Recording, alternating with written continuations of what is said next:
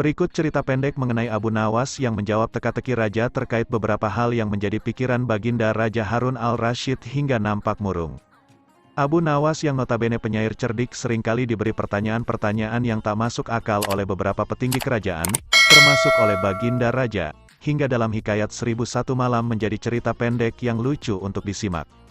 Al-Kisah, teka-teki raja yang menjadi perhatian dalam cerita-cerita pendek di kisah 1001 Malam Abu Nawas ialah soal pemecahan masalah akibat sang raja sering murung di istana. Bukan tanpa sebab, sang raja memikirkan berbagai materi yang belum terjawab oleh penasihat raja. Pertanyaan teka-teki raja kepada Abu Nawas ialah soal batas jagat raya. Manakah yang paling banyak antara ikan di laut dan bintang-bintang di langit hingga soal mahkota surga. Berikut ini kisah Abu Nawas yang menjawab soal teka-teki raja. Suatu ketika, Baginda Raja Harun al-Rasyid kelihatan murung. Ia murung karena ketidakpuasan dalam jawaban dari semua menterinya atas pertanyaan-pertanyaan yang membuatnya tidak bisa tidur. Bahkan para penasihat kerajaan pun merasa tidak mampu memberi penjelasan yang memuaskan Baginda. Padahal Baginda sendiri ingin mengetahui jawaban yang sebenarnya. Mungkin karena amat penasaran, para penasihat Baginda menyarankan agar Abu Nawas saja yang memecahkan dua teka-teki yang membingungkan itu. Tidak begitu lama Abu Nawas dihadapkan. Baginda mengatakan bahwa akhir-akhir ini ia sulit tidur karena diganggu oleh keingintahuan menyingkap dua rahasia alam. Tuanku yang mulia, sebenarnya rahasia alam yang manakah yang Paduka maksudkan? Tanya Abu Nawas ingin tahu. Aku memanggilmu untuk menemukan jawaban dari dua teka-teki yang selama ini menggoda pikiranku, kata Baginda. Bolehkah hamba mengetahui kedua teka-teki itu wahai Paduka junjungan hamba? Jawab Abu Nawas. Yang pertama, di manakah sebenarnya batas jagat raya ciptaan Tuhan kita? Tanya Baginda. Di dalam pikiran, wahai Paduka yang mulia, jawab Abu Nawas tanpa sedikit pun perasaan ragu. Tuanku yang mulia, ketidakterbatasan itu ada karena adanya keterbatasan, dan keterbatasan itu ditanamkan oleh Tuhan di dalam otak manusia. Dari itu manusia tidak akan pernah tahu di mana batas jagat raya ini. Sesuatu yang terbatas tentu tak akan mampu mengukur sesuatu yang tidak terbatas. Baginda mulai tersenyum dan mengangguk-angguk senang, karena merasa puas mendengar penjelasan Abu Nawas yang masuk akal tersebut. Kemudian Baginda melanjutkan teka-teki yang kedua. Wahai Abu Nawas, manakah yang lebih banyak jumlahnya antara bintang-bintang di langit dengan ikan-ikan yang ada di laut? Ikan-ikan di laut, jawab Abu Nawas dengan tangkas. Bagaimana kau bisa langsung memutuskan begitu? Apakah engkau pernah menghitung jumlah mereka? Tanya Baginda dengan muka heran. Paduka yang mulia, bukankah kita semua tahu bahwa ikan-ikan itu setiap hari ditangkapi dalam jumlah besar? Namun begitu jumlah mereka tetap banyak seolah-olah tidak pernah berkurang karena saking banyaknya, sementara bintang-bintang itu tidak pernah jatuh dan rontok. Tapi jumlahnya pun juga sangat banyak, jawab Abu Nawas meyakinkan. Seketika itu rasa penasaran yang selama ini menghantui Baginda sirna tak berbekas. Saat itu, Baginda Raja Harun al-Rasyid memberikan hadiah Abu Nawas dan istrinya uang yang cukup banyak, karena telah memberi jawaban dari pertanyaan yang selama ini membuatnya tidak tenang. Berselang beberapa hari kemudian, tidak seperti biasa, hari itu Baginda tiba-tiba ingin menyamar menjadi rakyat biasa. Beliau ingin menyaksikan kehidupan di luar istana tanpa sepengetahuan siapapun agar lebih leluasa bergerak. Baginda mulai keluar istana dengan pakaian yang amat sederhana layaknya seperti rakyat jelata.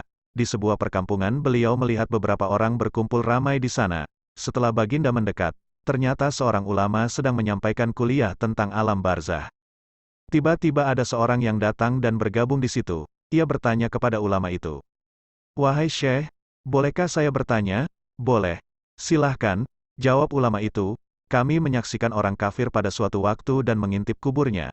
Tetapi kami tiada mendengar mereka berteriak dan tidak pula melihat penyiksaan-penyiksaan yang katanya sedang dialaminya. Maka bagaimana cara membenarkan sesuatu yang tidak sesuai dengan yang dilihat mata? Ulama itu berpikir sejenak kemudian ia berkata, untuk mengetahui yang demikian itu harus dengan panca indera yang lain. Ingatkan kamu dengan orang yang sedang tidur, dia kadangkala bermimpi dalam tidurnya digigit ular, diganggu dan sebagainya.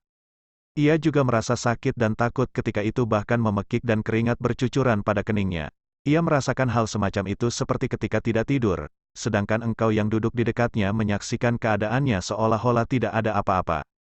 Padahal apa yang dilihat serta dialaminya adalah dikelilingi ular-ular, maka jika masalah mimpi yang remeh saja sudah tidak mampu mata lahir melihatnya, mungkinkah engkau bisa melihat apa yang terjadi di alam barzah? Baginda Raja terkesan dengan penjelasan ulama itu. Baginda masih ikut mendengarkan kuliah itu. Kini ulama itu melanjutkan kuliahnya tentang alam akhirat. Dikatakan bahwa di surga tersedia hal-hal yang amat disukai nafsu, termasuk benda-benda. Salah satu benda-benda itu adalah mahkota yang amat luar biasa indahnya. Tak ada yang lebih indah dari barang-barang di surga karena barang-barang itu tercipta dari cahaya. Saking indahnya, maka satu mahkota jauh lebih bagus dari dunia dan isinya. Baginda pun makin terkesan dengan angan-angan yang dibayangkannya. Setelah mendengar beberapa pencerahan dari ulama tersebut, akhirnya Baginda pun kembali ke istana. Baginda sudah tidak sabar ingin menguji kemampuan Abu Nawas. Abu Nawas pun akhirnya diperintahkan untuk ke istana. Setelah menghadap, Baginda pun bertanya kepada Abu Nawas, ingin menguji. Aku menginginkan engkau sekarang juga berangkat ke surga kemudian bawakan aku sebuah mahkota surga yang katanya tercipta dari cahaya itu. Apakah engkau sanggup Abu Nawas? Sanggup Paduka yang mulia, jawab Abu Nawas langsung menyanggupi tugas yang mustahil dilaksanakan itu. Tetapi Baginda harus menyanggupi pula satu syarat yang akan hamba ajukan. Sebutkan syarat itu, kata Baginda Raja. Hamba mohon Baginda menyediakan pintunya agar hamba bisa memasukinya. Pintu apa? Tanya Baginda belum mengerti. Pintu alam akhirat, jawab Abu Nawas. Apa itu? Tanya Baginda lagi. Kiamat wahai Paduka yang mulia, masing-masing alam mempunyai pintu. Pintu alam dunia adalah liang peranakan ibu, sedangkan pintu alam barzah adalah kematian, dan pintu alam akhirat adalah kiamat. Surga berada di alam akhirat. Bila Baginda masih tetap menghendaki hamba mengambilkan sebuah mahkota di surga, maka dunia harus kiamat terlebih dahulu. Mendengar penjelasan Abu Nawas, Baginda Raja terdiam. Di sela-sela kebingungan Baginda Raja, Abu Nawas bertanya lagi, apakah Baginda masih menginginkan mahkota dari surga? Tanya Abu Nawas. Baginda Raja tidak menjawab apa-apa. Beliau hanya terdiam dan menatap Abu Nawas saja. Beliau terdiam 1000 bahasa. Sejenak kemudian Abu Nawas mohon diri karena Abu Nawas sudah tahu jawabannya. Demikian cerita pendek Abu Nawas yang menjawab teka-teki Raja mengenai manakah yang paling banyak antara bintang di langit atau ikan di laut hingga mahkota surga. Semoga teman-teman semua bisa terhibur. Jangan lupa di-support channel ini supaya terus berkembang dengan cara di-like dan subscribe-nya ya teman-teman. Wassalamualaikum warahmatullahi wabarakatuh.